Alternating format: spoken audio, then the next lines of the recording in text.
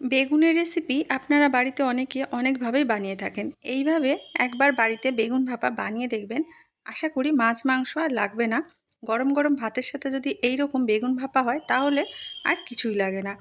আমি সুপর্ণা, আপনারা দেখছেন সুপর্ণার রান্নাঘর। আজকের রেসিপিটা যদি ভালো লাগে তাহলে আমার চ্যানেলটিকে সাবস্ক্রাইব করে লাইক কমেন্ট শেয়ার করে দেবেন আর পাশে থাকা বেল আইকনটি প্রেস করে দেবেন। তাহলে আমি যখনই ভিডিও আপলোড করব আপনাদের কাছে নোটিফিকেশন চলে যাবে। দুটো মাঝারি সাইজের বেগুন আমি এইভাবে কেটে নিয়েছি পাতলা পাতলা করে। এবার বেগুনের মধ্যে মাখিয়ে দেব নুন আর হলুদ।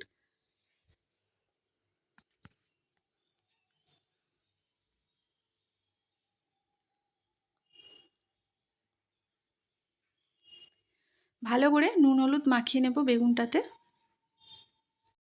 এদিকে একটা ফ্রাই প্যান বসিয়ে দিয়ে দেব 4 চামচ মতন সর্ষের তেল। তেল গরম হয়ে গেছে, এবার দিয়ে দেবো একে একে নুন হলুদ মাখিয়ে রাখা বেগুনগুলো। বেগুনগুলো ততক্ষণ ভাজা হোক, এদিকে আমি একটা মিক্সিং জার নিয়ে নিয়েছি। একটা মিহি পেস্ট তৈরি করে নেব। দিয়ে দিলাম 1 চামচ সাদা সর্ষে, 2 চামচ পোস্ত আর দিয়ে দিতে হবে 1 চামচ কালো সর্ষে, 3 থেকে 4টে কাঁচা লঙ্কা।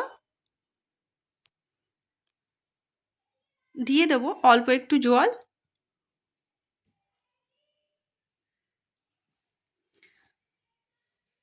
আর দিয়ে দেবো 3 চামচ টক দই। 1 চিমটি নুন দিয়ে আমি একটা মিহি পেস্ট তৈরি করে নেব।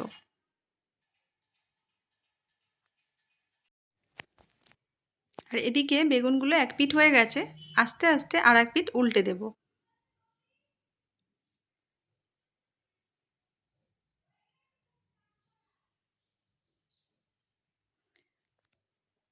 দু থেকে 3 মিনিট বেগুনগুলো আমি হালকা লাল লাল করে ভেজে তুলে নিলাম।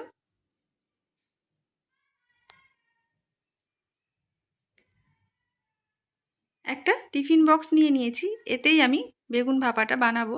এতেই দিয়ে দিলাম সর্ষে পোস্তর পেস্ট। মিক্সির বাটি দিয়ে অল্প একটু জল দিয়ে দিতে হবে।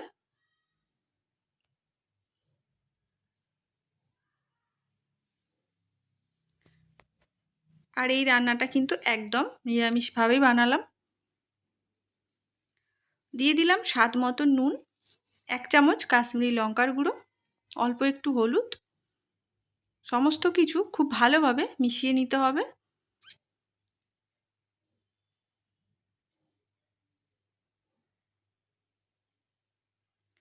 এবার দিয়ে দেবো ভেজে রাখা বেগুনগুলো।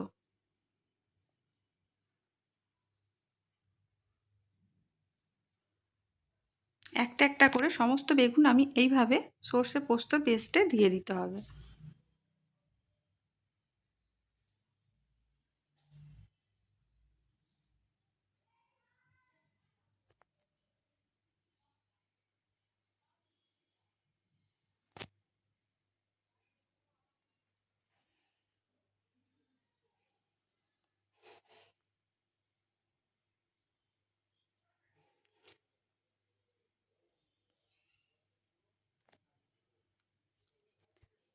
সমস্ত বেগুনগুলো দিয়ে দিয়েছি। এবার দিয়ে দেবো ওপর থেকে সর্ষের তেল। তেলের পরিমাণটা একটু বেশি করেই দেবেন, কারণ যে কোনো ভাপাতে কিন্তু সর্ষের তেলের ঝাঁঝালো গন্ধটা খুব সুন্দর লাগে, খেতেও দারুণ টেস্ট হয়। এবার আমি একটা টমেটো এইভাবে স্লাইস করে কেটে নিয়েছি, ওপর থেকে দিয়ে দিলাম। আর দিয়ে দেবো 3 থেকে 4টে কাঁচা লঙ্কা। এবার টিফিন বক্সটা আটকে এদিকে একটা কড়াই বসিয়ে আমি দিয়ে দিয়েছিলাম জল। গরম হয়ে গেছে, একটা স্ট্যান্ড দিয়ে দিয়ে দিলাম টিফিনটা। 15 মিনিট এইভাবে রান্নাটা করে নিতে হবে। 15 মিনিট পর ফিরে এলাম। দেখুন আপনাদেরকে দেখাই কত সুন্দর হয়েছে এই বেগুন ভাপা রেসিপিটা। নিরামিষ দিনে আপনারা বাড়িতে বানিয়ে দেখতে পারেন। এই দিয়েই আশা করি 1 থালা ভাত খাওয়া হয়ে যাবে। আর রেসিপিটা যদি ভালো লাগে তাহলে আমাকে কমেন্ট করে জানাবেন যে রেসিপিটা কেমন হয়েছে। তাহলে চলুন আজকের মতন বিদায় নিই। আবারও দেখা হবে নতুন কোনো রেসিপির সাথে, নতুন কোনো ভিডিও নিয়ে।